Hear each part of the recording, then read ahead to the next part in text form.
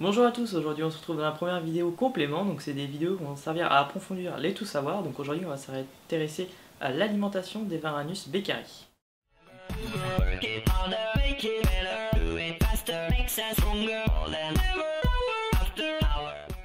Donc pour ce complément nous allons nous servir d'une étude de Green en 1986, donc c'est une étude qui a été faite sur 29 spécimens du complexe Prasinus, donc il y a eu Varanus beccari, Varanus prasinus et Varanus bogarti. Donc c'est une étude qui a été faite sur les contenus stomacaux, donc malheureusement les animaux ont dû être tués pour cette étude. C'était réalisé donc, sur des animaux adultes et subadultes. Il y a eu 47 proies en tout qui ont été relevées. Ça a été fait sur une période de collecte de 40 ans à Antukasto, Aru, Japayura et Irian Jaya en Papouasie-Nouvelle-Guinée. Donc les individus ont été relevés du niveau de la mer, donc 0, jusqu'à 830 mètres d'altitude. Corentin, je te laisse reprendre avec les contenus stomacaux. Voilà, alors l'étude qu'on va utiliser, la publication scientifique qu'on va utiliser, c'est une publication qui date un petit peu, mais reste toujours d'actualité, vu qu'il n'y en a pas d'autres qui ont été faites depuis. Et le terme, si vous voulez, pardon, le nom, le titre de la publication, si vous voulez le retrouver directement sur Internet, c'est Diet and Arboreality in the Emerald Monitor Varanus prasinus with comment on the study of adaptation. Bon, ça c'était le nom barbare. Et, voilà. Et donc maintenant on va s'intéresser du coup plus à ce qui est intéressant dans l'étude, donc c'est-à-dire le contenu le contenu de l'étude, le contenu des contenus en fait. C'est un peu compliqué mais c'est ça. Donc comme l'a dit Jonathan, c'est une étude qui porte que sur les contenus stomacaux du complexe. Pour vous donner quelques chiffres, donc ce qui a été retrouvé dedans, ça va être une majorité de ce qu'on va appeler des orthoptères. Donc bon, si vous ne connaissez pas, c'est tout ce qui s'apparente au criquet et aux sauterelles, aux grillons, à tout ça. Dans le cas de notre étude, les Anglais utilisent un terme qui s'appelle katydids et qui définit les grosses sauterelles feuilles, les grosses sauterelles vertes que vous retrouvez des fois en bourse ou en choses comme ça. Donc pour donner un pourcentage par rapport à la masse, si vous voulez, de ce qui a été retrouvé, donc pour les orthoptères, ça représente 68% des contenus stomacaux, donc des proies trouvées dans les contenus stomacaux. Ensuite, on a dans une bien moindre quantité tout ce qui va être coléoptère. Donc là, c'était dans l'étude précisément les termes c'était des beetles iridescents, donc Ouais, ce sont celles qui irisent vert. voilà, c'est ça, qui sont un petit peu comme les coléoptères, les pachnoda, des choses comme ça. Par la suite il y a également eu des mille-pattes, donc mille-pattes qui sont aussi bien des scolopendres que des violes, mais on avait quand même une majorité de scolopendres parce que les scolopendres ont une aire de répartition, si vous voulez, dans les forêts qui est plus importante et ne se contentent pas que d'être au sol, et ils peuvent grimper, etc. Donc ça se croise avec la zone dans laquelle les Varanus évoluent. Ensuite, on avait une dernière, si vous voulez, grande famille de proies, ça va être les phasmes, qui était quand même assez intéressante de noter parce que ce sont des phasmes goliaths, donc les plus gros phasmes que vous pouvez trouver en captivité et dans le monde, donc le phasme goliath Eurykantha. Si on peut rajouter quand même quelque chose d'intéressant au niveau de l'étude qui a été notée, c'est que les phasmes, donc cette espèce de phasme, présente normalement, donc, à l'état naturel, des pattes à l'arrière sur lesquelles il y a des épines.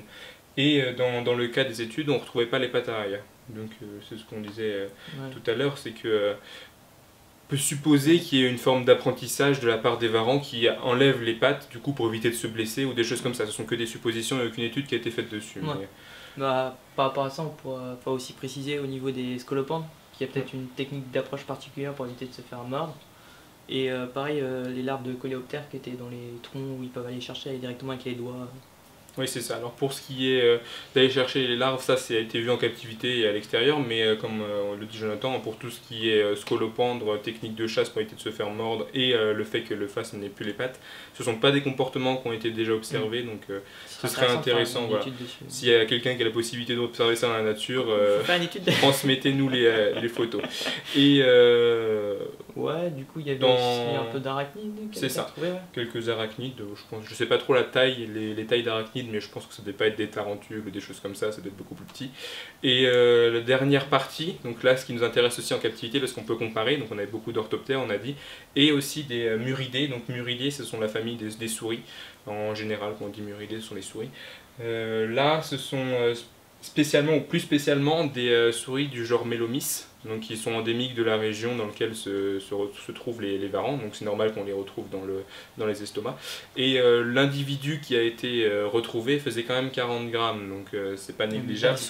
Ouais, c'est même quasiment un rat. Contrairement à ce qu'on trouve nous normalement en captivité, ou ce que je donne par exemple de temps en temps aux bécaris, ce sont des proies qui sont complètement disproportionnées. Donc, bon, là dans notre cas, c'est ce qui a été retrouvé, voilà. Si on peut ajouter une dernière petite note qui a été aussi présente dans l'étude, c'est que toutes les proies avaient été en fait alignées. Donc si vous avez des varans, vous avez sûrement dû remarquer ce phénomène, c'est qu'ils frottent la proie au sol ou contre le décor, de façon à l'aligner en fait dans un axe antéro-postérieur. Donc antéro-postérieur, ça va être du niveau de la tête, un axe si vous voulez...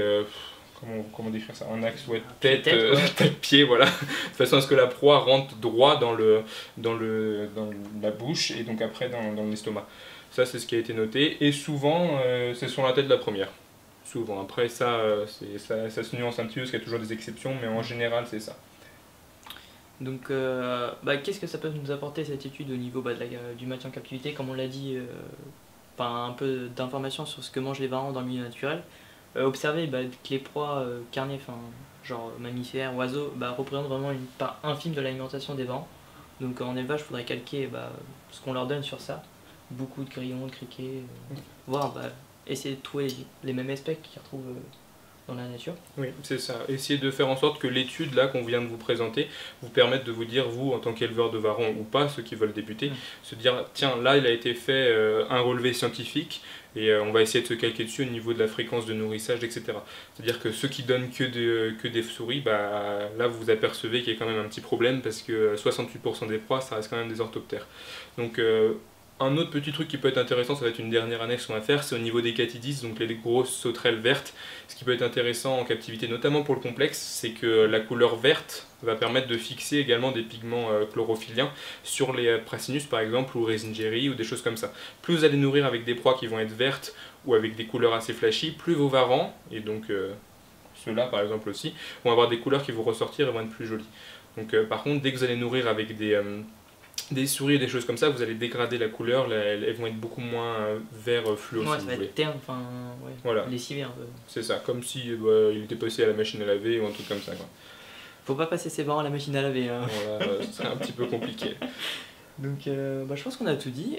Si vous avez des questions sur cette étude, n'hésitez pas à les poster juste en dessous. On va mettre le lien de l'étude dans la description et on se retrouve pour de nouvelles vidéos. Allez, à plus.